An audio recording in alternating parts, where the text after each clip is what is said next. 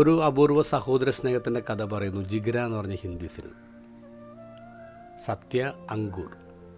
കുഞ്ഞുനാളിൽ ഇവരുടെ മാതാപിതാക്കളൊക്കെ നഷ്ടപ്പെടുന്നു. പിന്നീട് ചേച്ചി സത്യയാണ് അനിയൻ അങ്കൂറിനെ ഇങ്ങനെ പ്രൊട്ടക്റ്റീവായിട്ട് ഇങ്ങനെ വളർത്തിക്കൊണ്ടുവരുന്നത്. അങ്കൂർ ഒരു യങ് എൻജിനീയറാണ്. അവനൊരു സ്റ്റാർട്ടപ്പ് ബിസിനസ് തുടങ്ങാൻ വേണ്ടി അൻഷി ദാവു എന്ന് പറഞ്ഞൊരു കൺട്രിയിലേക്ക് പോവാണ്.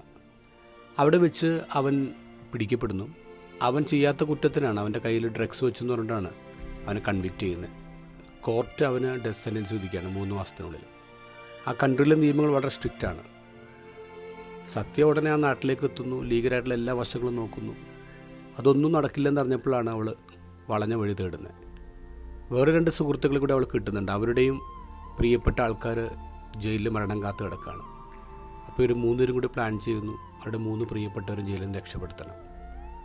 ഒരു വഴി ഫ്ലോപ്പായി പോകുന്നുണ്ട്. പിന്നീട് അറ്റ കഴിക്ക് കൊണ്ടുവരുന്ന പ്ലാൻ എന്ന് പറയുന്നത് ആ സിറ്റിയുടെ ജനറേറ്റർ ഓഫ് ചെയ്യിക്കുക, അതോടൊപ്പം തന്നെ ജയിലിലെ ബാക്കപ്പ് ജനറേറ്റേഴ്സ് തയ്യാറാക്കുക, അങ്ങനെ എല്ലാവരും രക്ഷപ്പെടുത്തുക. അപ്പോൾ ആ കൂട്ടത്തിൽ മുത്തു എന്ന് പറഞ്ഞൊരാളുണ്ട് അവരുടെ. മുത്തു പഴയൊരു പോലീസ് ഓഫീസറാണ്. അദ്ദേഹം ആ ജയിലിൽ വർക്ക് ചെയ്തിട്ടുണ്ട്. അപ്പോൾ അദ്ദേഹം പറഞ്ഞു, ആ ജയിലിൽ 6000 പേരുണ്ട്. നമുക്ക് നമ്മുടെ 3 പേരെ രക്ഷപ്പെടുത്താൻ വേണ്ടി 6000 ക്രിമിനൽസിനെ തുറന്നു വിടുക എന്ന് പറഞ്ഞാൽ അത് തെറ്റാണ്. It's wrong. ഞാനിതിന് കൂട്ടു നിൽക്കില്ല. ഉടനെ സത്യ പറയും, നിങ്ങൾ ശരിയാണ്, ഞാൻ തെറ്റാണ്. പക്ഷെ ഞാൻ എന്ന് നിങ്ങളോട് പറഞ്ഞു ഞാൻ നല്ലൊരു മനുഷ്യനാണെന്ന്? ഞാൻ അങ്കൂറിൻ്റെ സഹോദരിയാണ്. ഇതൊക്കെ ഹോസ്പിറ്റലിൽ നമ്മൾ കാണുന്നത് 99 ആടിനെയും വിട്ടിട്ട് ഒന്നിൻ്റെ പിറകെ പോകുന്ന ദൈവത്തെയാണ്.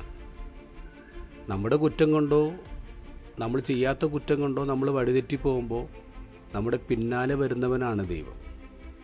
അപ്പം നമ്മൾ ആരെങ്കിലും ദൈവത്തോട് ചോദിക്കുകയാണ്, ഈ 99നെ വിട്ടിട്ട് അതിൻ്റെ പിന്നാലെ പോകേണ്ട കാര്യമുണ്ടോ? അപ്പോൾ ദൈവം പറയും, അതെൻ്റെ മോനാ, അതെൻ്റെ മോളാ.